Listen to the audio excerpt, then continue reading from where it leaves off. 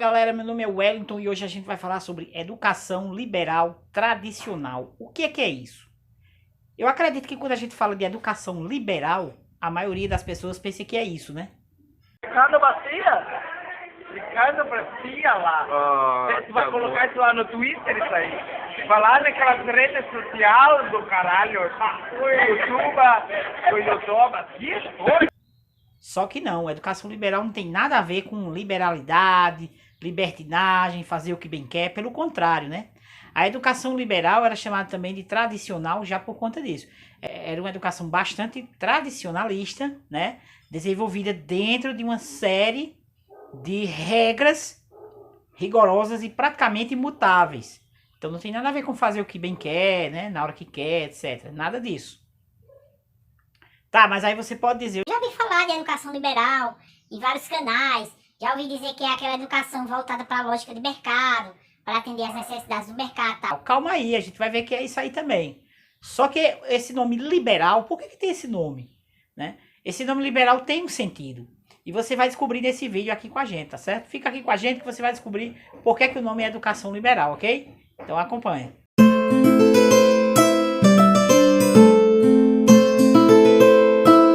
Então, pessoal, basicamente para a gente falar de educação liberal, a gente tem que voltar para a educação na Grécia Antiga, né? Por quê? Na época da Grécia, né, a sociedade era constituída por dois tipos de pessoas. Havia os escravos, né, ou servos, que trabalhavam em serviços braçais, né, ou serviços mecânicos, serviços de limpeza, serviços de arquitetura, né, serviços de alfaiataria, de navegação, etc. E havia uma outra classe de nomes, aqueles chamados homens livres. Os homens livres tinham tempo livre, né, e podiam se dedicar ao pensar livre intelectual. Então, se dedicavam à filosofia, à teologia, à origem do homem, diversas coisas que eles pudessem pensar e buscar resultados com o tempo livre que tinham para isso. Então, pessoal, desde a época da Grécia, né, que havia dois tipos de artes, eram chamadas artes. As artes mecânicas e as artes liberais, certo? As artes mecânicas eram aquelas que eram feitas a partir de atividades manuais, braçais, né? E muitas vezes elas eram aprendidas com a própria família, né? Por exemplo, um filho de um agricultor aprendia a plantar, a cultivar a terra com a própria família, com os pais, né? Com os irmãos. Então, esse era o tipo de arte chamada mecânica. Em oposição a esse tipo de arte, né? Que usava muito o trabalho mecânico e o braço, né? A força braçal. Havia, como eu falei, as artes liberais, que eram aquelas feitas por pessoas que podiam trabalhar com o livre pensar. E também eram chamados de homens livres, porque eram considerados cidadãos gregos, né? Então, eles se dedicavam à política, né? À teologia, à retórica. Então, tudo isso fazia parte das artes liberais que se opunham às artes mecânicas. Bom, então o que é que acontece, né? Na sociedade grega já havia todo esse tipo de arte, mas com a chegada do cristianismo e o desenvolvimento, né, da Idade Média, a Igreja Católica começou a desenvolver esse tipo de arte liberal. Então veja bem, nas artes liberais medievais, né, nas escolas medievais, nós tínhamos duas coisas que chamavam-se trivium e quadrivium, certo? O que era isso, né, gente? O trivium eram as artes liberais iniciais, certo? Eram as disciplinas educativas iniciais. E elas se resumiam basicamente em lógica, gramática e retórica, certo? Então as pessoas trabalhavam a questão do discurso, do pensamento. Na lógica se aprendia a ideia do pensamento, o que é o pensamento, né? O que é a organização do pensamento.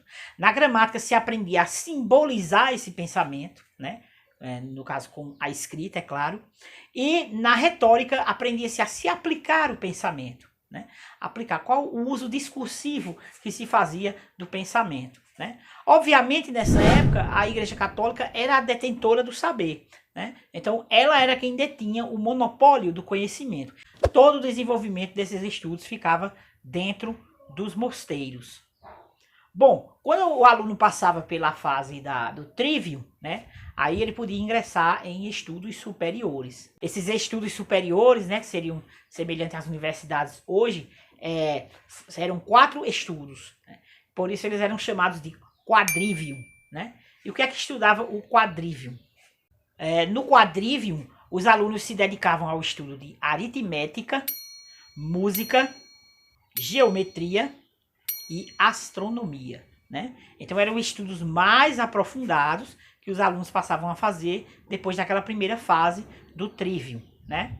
Bom, esses estudos, né, formou diversas áreas do pensamento medieval, né, e foi base para o desenvolvimento de grandes cursos, né, e grandes universidades que vieram depois a se formar na Europa, né? As mais importantes, as que tiveram mais destaque, né, foram as universidades de medicina, as universidades de direito e as universidades de teologia. Bom, com o surgimento da Idade Moderna, né, as grandes navegações, as grandes descobertas, né, os mapas, novos instrumentos de navegação e nova lógica de desenvolvimento, né, a lógica comercial passa a dominar, né, ter um domínio maior na Europa medieval. Então, a partir do começo do século XVI, com o descobrimento das terras da América, do Brasil, etc., os estudos liberais eles passam por algumas transformações. Na Itália, o trivium passa por adaptações e passa a ser o Studius Humanitatis, né? Que depois viria a ser os estudos das humanidades, que nós temos ainda hoje na maioria das nossas universidades. O que vai acontecer com o trivium lá na Itália? É tirado, né, a disciplina de lógica, permanecendo apenas gramática e retórica, e é incluído também a gramática grega, né, dentro desses estudos aí. Então são algumas transformações que começam a ser feitas. Com o passar do tempo, outras áreas que não faziam parte do trivium passam a entrar também, né? E aí os países vão readaptando cada um a seu molde, né? A França faz suas mudanças, a Itália faz suas mudanças, né? A Alemanha vai fazendo suas mudanças também, dentro daquilo que era necessário, né? naquele escopo, né? Naquele modelo de sociedade vigente que começava a surgir, né? Que a gente ia conhecer, né, muito em brevemente, como a sociedade burguesa. A partir do século XVII, uma figura muito importante começa a surgir, né? Estamos falando de quem? De Comênio. Comênio é uma figura muito importante na história da educação porque ele é o pai da educação moderna. Primeiramente, Comênio propõe uma forma de estudo universal, ou seja, um estudo que seja oferecido a todas as pessoas e com todos os conteúdos. Isso para a época foi simplesmente revolucionário. O que tem mais interessante em Comênio é que Comênio foi o último pastor da igreja hussita. E o que é que significa, né? Isso significa que não era apenas uma questão de compreensão de metodologia educacional. Havia uma oposição lógica entre Comênio e aquilo que era proposto pela Igreja Católica, que, como a gente falou, era a detentora do saber na época. Então é muito interessante a gente ver como se desenvolveu esse contexto, né? Porque Comênio propôs algo que era totalmente diferente daquilo que era proposto pelas educações liberais defendidas pela Igreja Católica. Ele propunha um ensino universalizador, que tratasse das mais variadas áreas do conhecimento e não um ensino restrito, né, a algumas áreas do conhecimento, como era proposto pela Igreja Católica, que, como já falei, detinha o monopólio do saber naquela época. Então, para Comênio, o homem deveria ter um estudo muito mais amplo, né? As pessoas deviam estudar as áreas muito mais amplas da natureza, do conhecimento, e não aquele modelo fechado que era defendido pela Igreja Católica. Bom, aí no final do século XVIII, né, vão acontecer coisas que vão revolucionar o mundo, né? A Revolução Francesa, por exemplo, vai derrubar diversos reinos, né? O reino da França, inclusive, é derrubado. Diversos reinos europeus são derrubados. E aí os ventos de modernidade vão entrar no mundo, vão soprar no mundo. E o que é que isso vai acontecer, né? Toda aquela lógica do pensamento liberal perde sentido, né? Então, o monopólio, o domínio da Igreja Católica cai, os reinos se tornam mais independentes, entra um novo modelo de política democrático, né? O pensamento livre e democrático vai tomar conta da Europa e o que é que vai acontecer? O pensamento liberal começa a cair por terra. Por conta disso, as universidades europeias, né, entre elas as universidades da França, da Itália, Portugal e outras, começam gradativamente a abandonar o ensino liberal dentro de seus cursos, né? E passam a adotar no lugar dele ensinos profissionais. O que é que significa? Significa, em vez de formar pensadores, né, as universidades começam a formar agentes profissionais. Bom, aí você pode me perguntar, e aqui no Brasil, nós tivemos alguma influência do pensamento liberal? Tivemos sim, né? Tivemos bem no começo da colonização, durante todo o período do Brasil colonial, quase, nós tivemos a influência do pensamento liberal. Só que o nosso pensamento liberal, ele não se enraizou nas cátedras universitárias, não.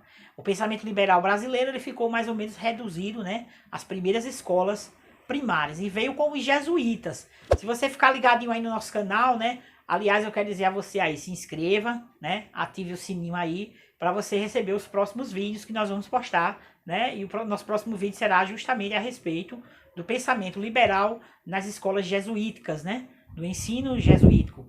Vamos ver os conteúdos que eles trouxeram para o Brasil e muita coisa que influencia a nossa educação ainda hoje, tá certo? Tá combinado aí com você. Então os jesuítas vieram para cá, trouxeram um pensamento liberal. As escolas jesuíticas atuaram no Brasil por quase 200 anos, né? Então enraizaram um tipo de educação muito profunda, que até hoje ainda está em nossas escolas, né? Ainda temos muito do seu modelo nas nossas escolas ainda hoje, certo? Então no ano de 1759, o Marquês de Pombal, né, que governava aqui no Brasil, expulsou os jesuítas, né? Mandou-os embora e com a saída dos jesuítas começa a difundir um pensamento muito mais iluminista, né, da educação. No próximo vídeo, a educação jesuítica com vocês e logo depois a educação moderna com Comênio, tá bom? Então, valeu pessoal, grande abraço, inscrevam-se e ativem o sininho.